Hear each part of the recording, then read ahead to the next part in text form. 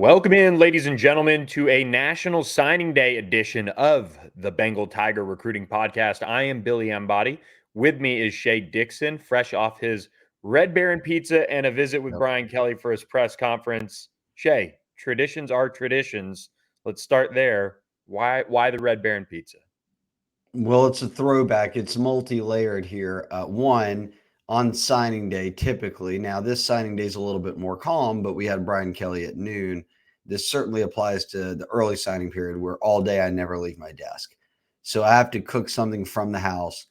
Red Baron's my go-to. There will be no slander. It's already getting torn apart on the board. DiGiorno's I'm hearing, Totino's I'm hearing, every end of the price spectrum people are going for. But I've got some Red Baron backers in my corner.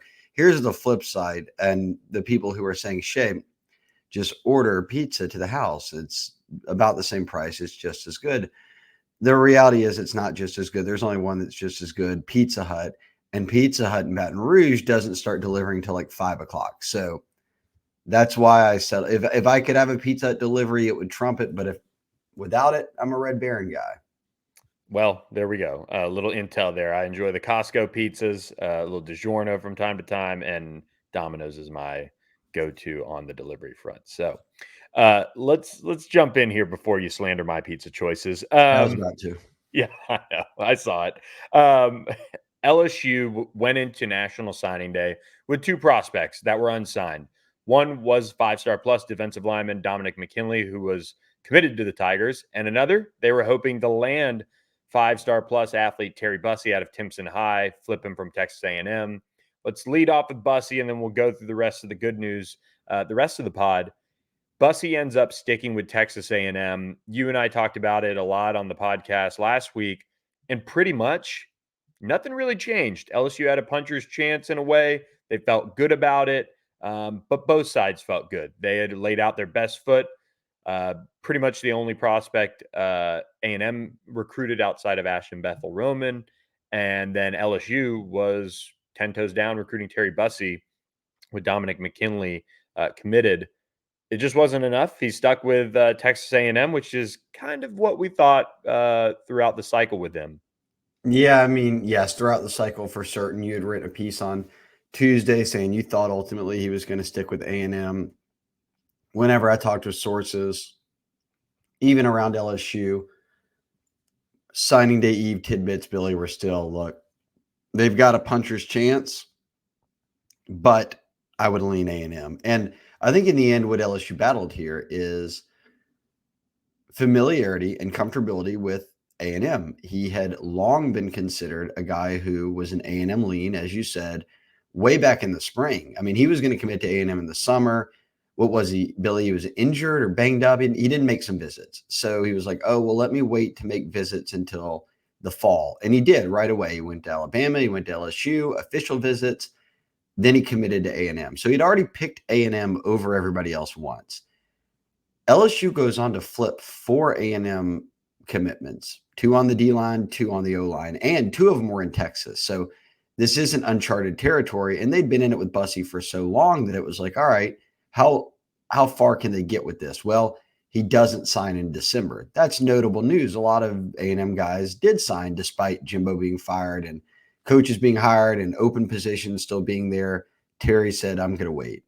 We get to the end of January, and Billy, he crammed basically the final part of his recruiting process into like a week. He went to Georgia, then he went to LSU midweek, then he went to A&M to end things. And I think he was saying all the right things to LSU. I think he had a lot of interest in LSU, but the reality was, and we talked about it on the Bengal Tiger, he never committed to LSU. And Frank Wilson says it all the time publicly. If you don't have a commitment from a kid going into signing day, it's probably not you. And a funny thing about this is there were, in the On3 top 300, there were no uncommitted kids entering the day. There were unsigned kids like Dominick McKinley. We'll talk about him in a second.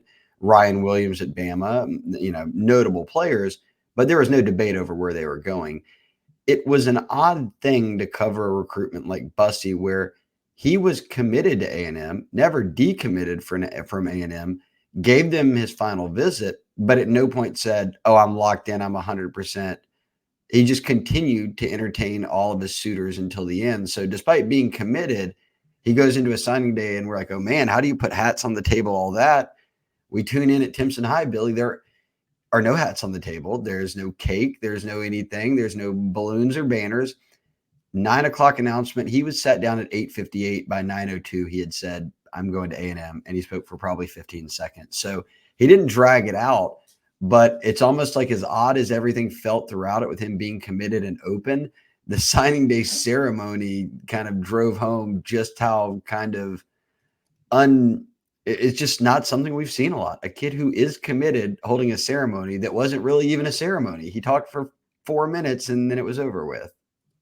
Yeah, it kind of just, I think, went back to the fact that he is not a, I mean, some people will say, "Oh, he took all the attention or whatever of being in this position." I mean, he did maybe a handful of interviews at like, if that, throughout kind of his run to a state championship, and then into the late signing period. And A&M is just, I think, where he wanted to go. And I do think, though, and somebody asked a good question on the board, if you don't want to take moral victories, but what did this show you about LSU's ability going forward as a defensive staff? And I was very impressed. I talked to Terry last week after he got done with his 12-hour LSU visit, a little less than 12 hours on campus. They packed a lot in. They got together with Brian Kelly, Frank Wilson, Sherman Wilson, guys that had been recruiting him. But the big thing for LSU was he had to meet Corey Raymond. He had to meet Blake Baker and really talk about their plan for him. And I think we're seeing, as Corey Raymond starts to recruit some 25s, which we'll talk about later this month as we turn the page, they have a really compelling pitch when you talk about how Blake Baker knows how to use versatile defensive backs, could see roles like that for a Terry Bussey, and then Corey Raymond's development. They made it interesting. And I do think, like you said, LSU had a chance. They had some good relationships built, but sometimes you just battle a kid wanting to go somewhere. I mean, he's really close with Dalen Evans, who signed with A&M. I talked to one of LSU's 2024 signees, and he was, pretty not adamant, but he said, "Look, I would have been surprised if Terry Bussey would flip from A&M." He just seemed very comfortable. That was kind of the word that most sources came back to. And when it went into signing day at 50-50, it was not, it just wasn't too surprising that he did end up sticking. Yeah, and look, he had not told, and we had heard this from Bussey had said it, that no staff knew in September where he was going. So I guess it didn't come as a major surprise that he took everyone down to the wire here at signing day. But I think LSU fans, he was the only guy out there that they were still chasing. McKinley, a 5-star number 1 player in Louisiana, signs today. We'll talk about him now. But the reality that the past 4 months, and I know a lot of attention's been put on 2025 and the number 1 class and getting a trio of 5-stars and now knocking down all these Louisiana dominoes. Like, we'll continue to talk about that in the coming months and year. But to put a bow on this 2024 class, they were on fire the past 3 to 4 months, and they ended up signing and now pushing with getting McKinley, the number 4 class on 3. That's about as good as you're going to get behind Bama, Georgia, and Ohio State when you're working off back-to-back 10-win seasons with a new head coach. So I don't think the Bussey thing stung, even though he's a DB. I don't think it stung as much given, hey, as you noted, we see what the new defensive staff's doing. We see what they're doing as a whole in recruiting, and it's going in the right direction. Yeah. And LSU did sign 5-star plus defensive tackle Dominick McKinley out of Acadiana. Again, kind of a quick ceremony for him. He had, already gone down the ceremony path at one point when he committed to Texas A&M. Today was a celebration as he signed with LSU, I should say, giving LSU the number 1 player in the state of Louisiana, one of the best prospects in the entire country as a 5-star plus, and one of the best defensive linemen, more importantly, which Brian Kelly talked about the need for defensive linemen in his signing day press conference. To get Dominick McKinley to sign, very important. He was committed. It's not surprising because with Bo Davis coming on board, LSU solidified his decision with that hire, from what his mom told me, throughout their January process as they got to know Bo Davis's the LSU defensive line coach, who was already at Texas. This was just a huge addition, and with Bussey signing elsewhere, this kind of gets overshadowed, but it absolutely should not. No, and if you're watching on YouTube, excuse me, you'll see us ranking number 3 D lineman in the country, number 13 overall prospect on the industry rankings, and the number 1 player in Louisiana. So for so many reasons, this was a massive one. And look, he had a great junior year. He had another really good senior season. And then he went to the All-American Bowl and really tore things apart, or I should say the Under Armour All-American game. That practice week against some of the nation's best O-linemen, he was in bully mode, and it upped his stock even more. I think almost every recruiting service bumped him even further up their lists and rankings. No one had him ranked outside the top 25, regardless of position. And when you look at it, Billy, it's, hey, LSU needed D linemen. LSU needed D linemen. And Brian Kelly said today, look, we got some good ones, but we're going to still look in the spring portal window. We're going to see if we can move some guys around because we want more depth there. But when you talk about recruiting elite guys and developing them, you want to be competing with the best of the best. And Dominick McKinley being the number 3 D lineman in the country, that's a big win. LJ McCray, who's from Florida, is the number 1 D lineman in the country, signed with Florida. Miami signed the number 2 D lineman, Justin Scott. They went up to Illinois to do it. OU, who's joining the SEC, had the number 4 D lineman. Georgia, the number 5 D lineman. Then you get right back to number 7 D lineman in the country. LSU signed him, Gabriel Relaford, and that makes 2 of them, McKinley and Relaford, that they flipped from Texas A&M. So 2 Louisiana guys committed to A&M. They flipped them both at major positions of need. And when the dust settles, On 3 ranks both guys as top 7 defensive linemen in the country. And now you've got Bo Davis running things on the D line, someone who has got plenty of skins on the wall, whether it's with recruiting or development, however you want to slice it. It feels like it is a position of worry, but it's certainly being addressed.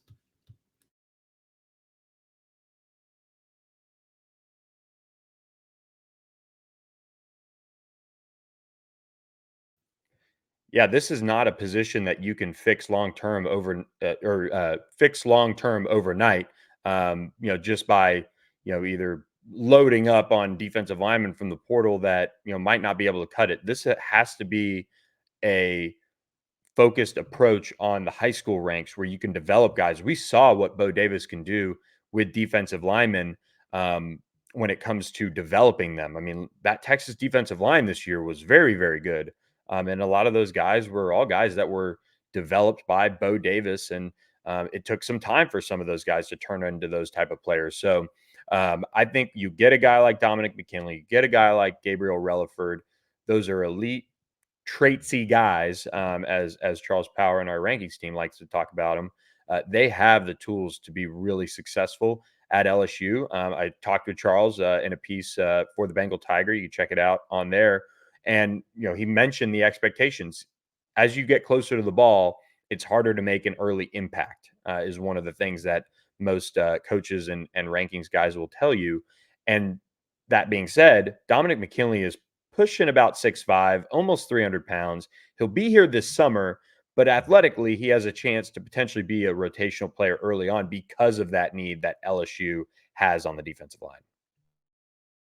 Yeah, we'll see. Look, they've got Guillory back. They'll have Jalen Lee, maybe move some guys around. But yes, you signed a handful of D linemen here. You got Sean Washington as a JUCO addition on the D line, and we'll see what else they add to the roster. I mean, again, Brian Kelly said between now and the start of the season, the goal is to add more to the defensive tackle spot. So it was a worry position for him because of depth. You lose Mekhi Wingo and Mason Smith there. You had some transfers of some guys who weren't playing, and ultimately it left you without many bodies there. So I'm eager to see how spring ball goes and then certainly what these guys look like over the summer. But I did see a tweet the other day that Relaford was running 20-something miles an hour in practice on his track pad. He can roll, man. He's going to be fun to watch. I think he's got a chance to be really, really good for LSU. And again, and now I'll let you do the ad read real quick, but we're talking about guys from Evangel, Acadiana. These are teams that compete at the highest level, that play for state titles. Like, you're getting guys from proven programs, and even get into your other D linemen. like a guy like Ahmad Bro. I know Demarion Johnson's out of Westgate. They obviously are a great program. But Ahmad Bro, Russin wins the state title. They've got the best defense in the state 2 years in a row. And he's being coached by Kyle Williams, who is an all-pro, an LSU legend, and now is hands-on with him every day. So I like this D-line group, and I'm eager to see how kind of they pan out. Agreed. And Shea, something we can also agree on is that our friends at the Bengal Tiger should check out myperfectfranchise.net. My Perfect Franchise, Andy Luedecke and his entire team can lead you through the opportunities that are there for franchise ownership. And if you're ready to leave that corporate rat race for the American dream, or looking for a side hustle while working your current job, or wanting to even diversify, build wealth, or leave a legacy, Andy can help, and his consulting is free for you. He helps people find franchises that fit their skill sets, financial requirements, time to commit to it, and more. They're free, and he's here to help if you have any questions about business ownership. So let Andy tell you his story. Andy Luedecke has been rocking with us at the Bengal Tiger for a long time. Check him out at myperfectfranchise.net. You can contact Andy at Andy, A-N-D-Y, at myperfectfranchise.net.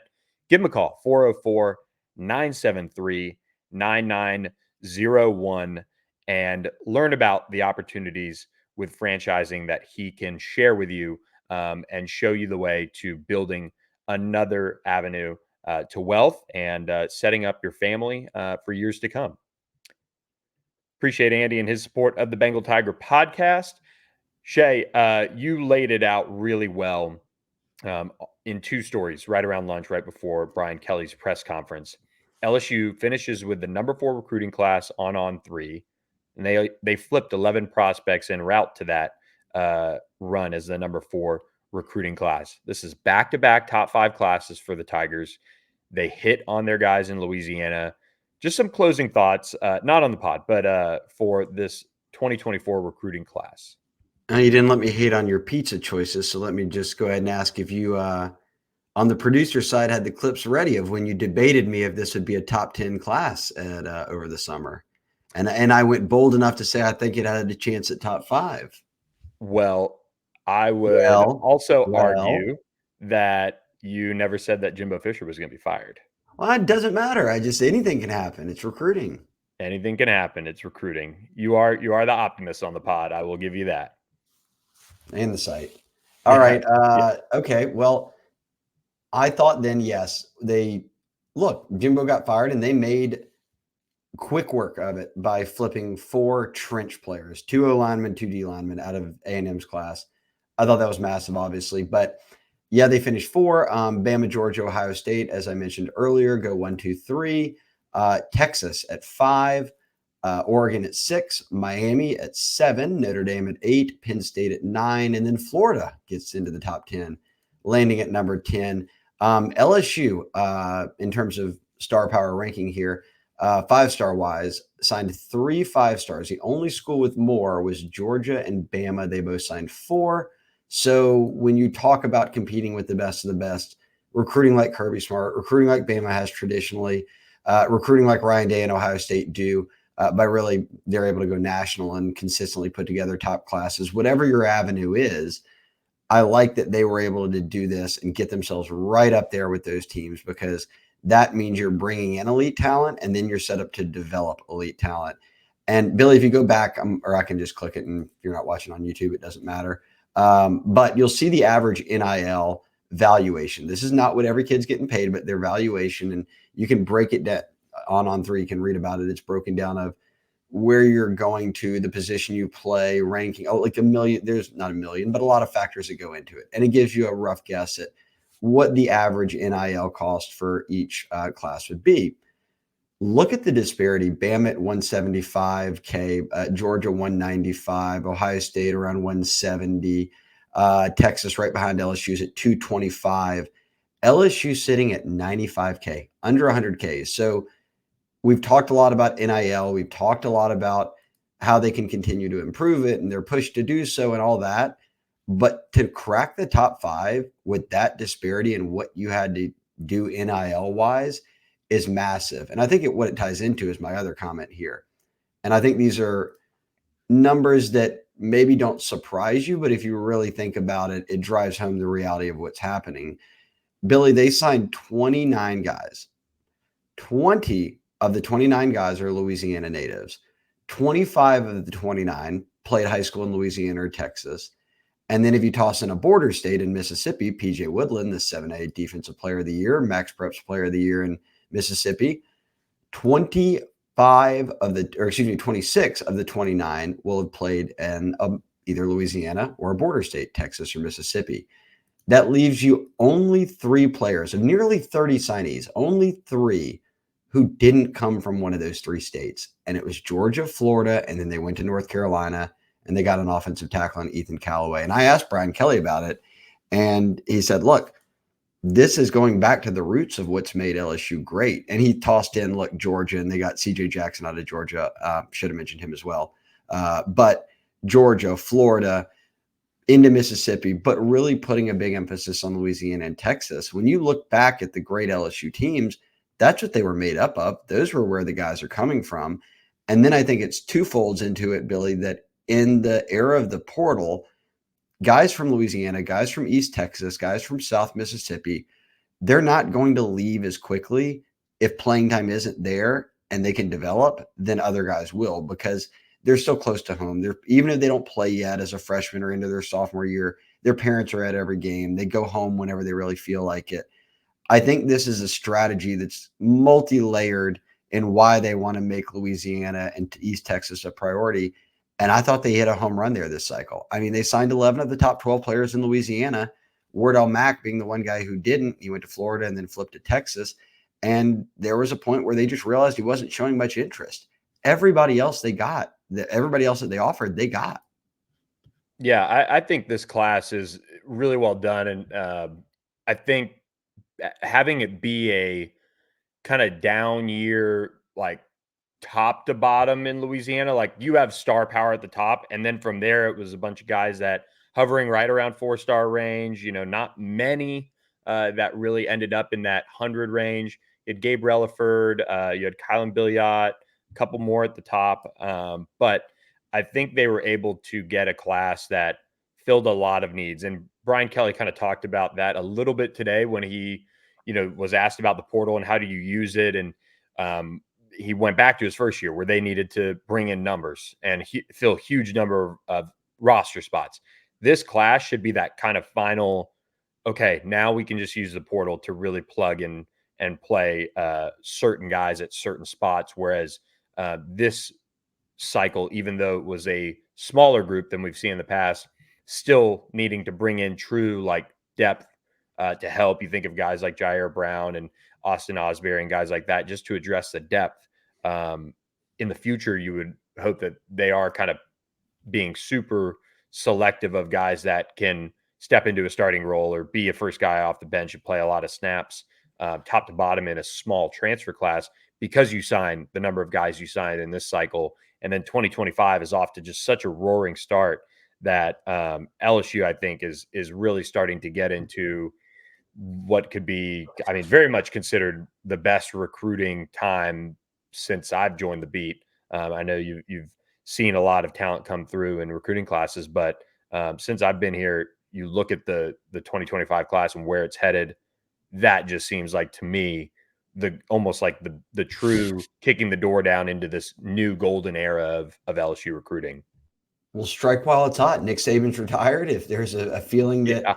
maybe everybody else can get a piece of the pie as well, then go for it. And look, Georgia's been on an absolute tear. Michigan won the national championship, but you're not facing Michigan for recruits every year. So it's almost out of sight, out of mind there.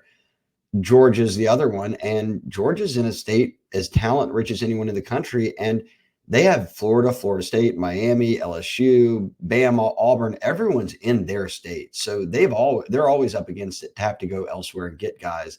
And they don't really come to Louisiana. So as Brian Kelly said, it's nice to dip into Georgia, the Atlanta metro area, every year and get a CJ Jackson or get someone like that.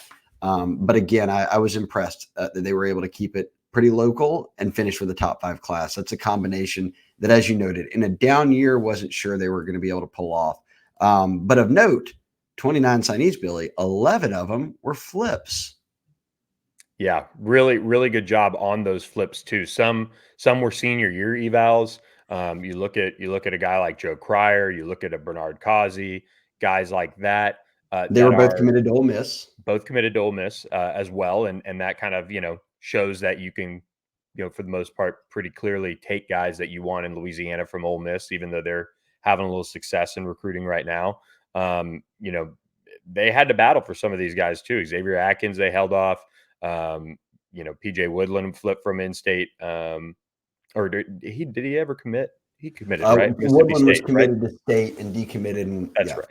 with Georgia. So they kind of did it around the border state guys as well. So I just think just top to bottom, you address a lot of needs, and you can't say they're not filling needs with talent. There's a lot of talent in this class. There's a lot of guys in this class overall, but I think what can make this class really end up looking back on it and saying, wow, that hit, and something we maybe haven't seen as much of lately is some of these sleeper guys can really outperform rankings and become, a star like a DJ Chark or Russell Gage and things like that, and even Patrick Queen. Hitting on some of these guys that are fringe, maybe high 3, low 4, would be really, really key for LSU's class. Yeah, we're about to wrap up here with some thoughts on kind of our sleepers, maybe on each side of the ball, Billy. But I'll also point out, of the 11 flips, it just dawned on me, Mike Elko, LSU did him no favors this cycle, because the first flip they had was Ahmad Bro, who was committed to Mike Elko at Duke. He gets an LSU offer. He flips into LSU's class.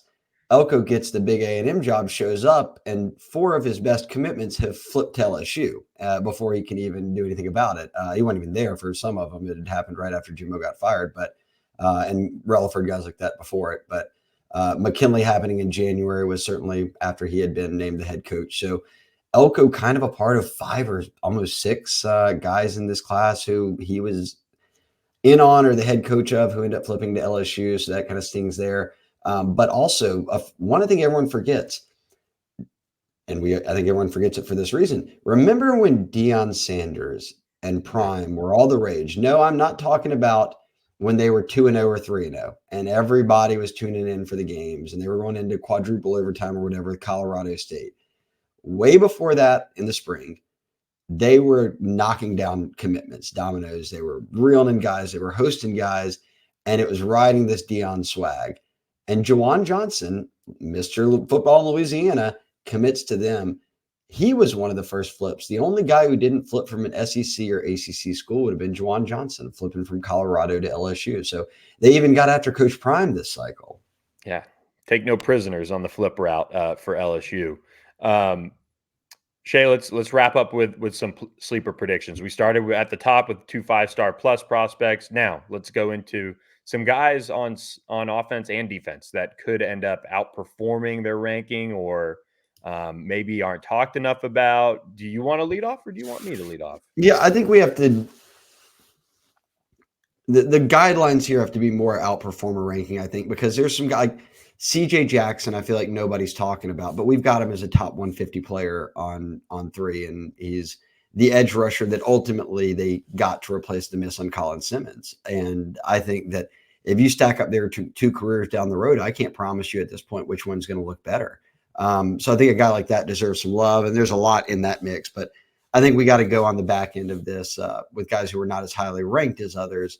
You want me to go offense or defense first? Dealer's choice, Shea. You just want me to go both? Yeah, let's do that. I'm cheating, but I'm also projecting here, which is what recruiting is about. On offense, I'll go Ori Williams, one of your favorite prospects, and I didn't steal it. I already know who Billy chose. He actually stole who I would have chosen, but I'm going Ori Williams on offense. I think that basketball player, track, discus, shot put, but someone who is still raw, will need to learn the game a bit more, but also has a lot of the LSU coaches kind of drooling to get him into Brad Davis's room and into the strength and conditioning program, because they feel like he has some big upside coming out of San Marcos. So I will choose Ori Williams as an offensive tackle who He was a 4-star offensive tackle, but right outside on 3, but right outside the top 25 offensive tackles, number 26, and not even inside the top 30 offensive tackles on the industry rankings. So 6'7", 300, I'll pick him. Here's where I might be cheating a little bit. I'll project. My defensive player I'll pick is actually an offensive signee. I think Michael Turner, the receiver out of John Curtis, is someone who could play.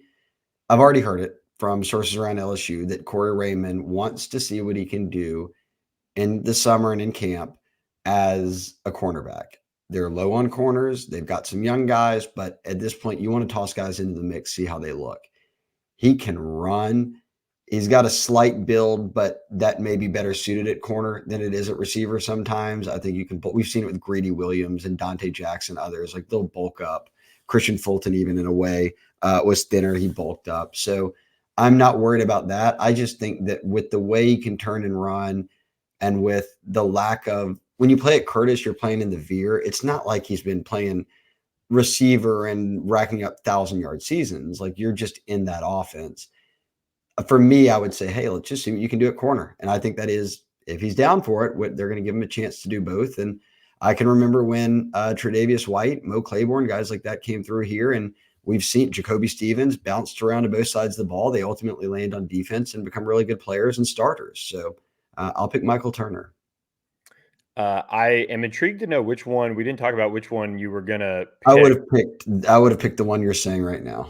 Okay, Kyrie Lee out of New Orleans, out of John Ehret, that area. He's, I think, somebody that, looking at him over the past year and how much weight he's dropped. I mean, we didn't recognize him at summer camp. He looks even better now. He has just put in so much work. I think I said this on the board, Shea, you had a thread that was the biggest surprise. And so I kind of took it and turned it into a little like lukewarm, maybe semi-hot take, saying that Kyrie Lee has a chance to be the best offensive lineman LSU signed. There's Weston Davis, who is an elite athlete, so good athletically and all those traits we see. But Kyrie Lee has just really put in a ton of work. I think he's talented. He can move, especially now that he's dropped the weight. Sometimes you got to hit on these Louisiana sleepers, and he's somebody that I could completely see panning out in a good way for LSU. So he seems really bought in. He loves Brad Davis, and so if he takes that coachability and shows it now at LSU, I think he's got a chance to be very, very good, multi-year starter and get a shot in the league. After his college career. And then the other one I'll pick is Kalaj Cobbins, and some of you guys on the board are certainly ones that will say, well, why isn't he ranked higher? Why isn't he this? Why isn't he that? He is so productive on Friday nights. And that is exactly the reason why I'm picking him as a sleeper. I think he has got some frame limitations, but could be somebody that pans out because he's twitchy, because he's athletic and can run. Seeing him at the All-American Bowl, it just showed that he needs to bulk up. He needs to find a way to get stronger and bigger and all of those things. But he has some of the twitch and the traits that you want in terms of being able to run and move around. So I don't know where Blake Baker ends up playing him, but it could be off the edge. It could be as a will. It could be somewhere. He's got some wheels and ability to run. And sometimes you need versatile guys like that. And you can kind of plug them in and they can make an impact on that front. So I'll go with Kalaj Cobbins. I know a lot of people's one of their favorite prospects in the class is Tut, but I just think he's got a chance to outperform his ranking a good bit. The Kyrie, and he's an interior lineman, but the pick reminds me a little of what we're seeing right now or what we're hearing behind the scenes on a guy a year ago. He was a little bit more highly ranked. He was a top 150 player, but nobody talked about him coming out of St. Aug as much as they did everyone else, but Tyree Adams. Oh, yeah. And he's Will Campbell's backup at left tackle. And Will Campbell plays every snap of every game, so you don't ever hear Tyree Adams' name. But people around the building are like, watch out for Tyree Adams. He has come along quickly. So I like it, going back-to-back O-linemen out of the New Orleans area. You went full on New Orleans there, going Destrehan and Warren Easton. I was going to say Warren Easton, John Ehret. Oh boy. Oh, the comments. People are going to be coming after us now. No, yeah, I'm giving it to New Orleans. Frank Wilson's territory, Cortez down there. Um, they're two guys to watch. I picked a River Ridge kid too. So we would three of our four kids from the area. No, and really that's just the hit rates. I mean, come on, give me South Louisiana guys. Actually, give me North Louisiana guys too. I got love for everybody now. So Yeah, Louisiana guys. North Louisiana led the state in what was it, per capita NFL picks in last year's draft. There you Kind of go. however that works. So we know there's talent all over the state of Louisiana, but North Louisiana is definitely coming along as well. So it's taking center stage in 2025, which is, before you know it, what we'll start focusing on full time here. It's been a lot of good news on the 2025 class, and the end of this 2024 recruiting cycle, Shea, is here for the high school guys. We'll be monitoring the portal, maybe some JUCO guys for LSU as it all plays out this spring. But everybody, thanks for following along. Another recruiting cycle in the books. Yeah, thank you to everybody. Obviously, we love being on the board with y'all, podcasts, whatever it is. Most listeners here probably hang out with us every day on the Bengal Tiger message board and site. But we do want to give a thank you. We had nearly 500 new members, Billy, or at least signups in the month of January. That was one of the best of anyone at On3. So big shout out, mad love, all of that to the LSU fans. And look, it's $1 to join the Bengal Tiger. Google it or get on On3, find the LSU page, the Bengal Tiger, and me, you, and Maddie B. That's where we're hanging out every day. Yep. So thanks for listening to this edition of the Bengal Tiger podcast. Follow us wherever you get your podcasts at, and we'll be back before you know it with another edition and breaking it all down as far as what's next in the class of 2025. But LSU wraps up another top 5 class for Brian Kelly, back-to-back years. So keep it locked on the Bengal Tiger to track all the recruiting news. And for Shea Dixon, I'm Billy Embody. Thanks for listening to this edition of the pod.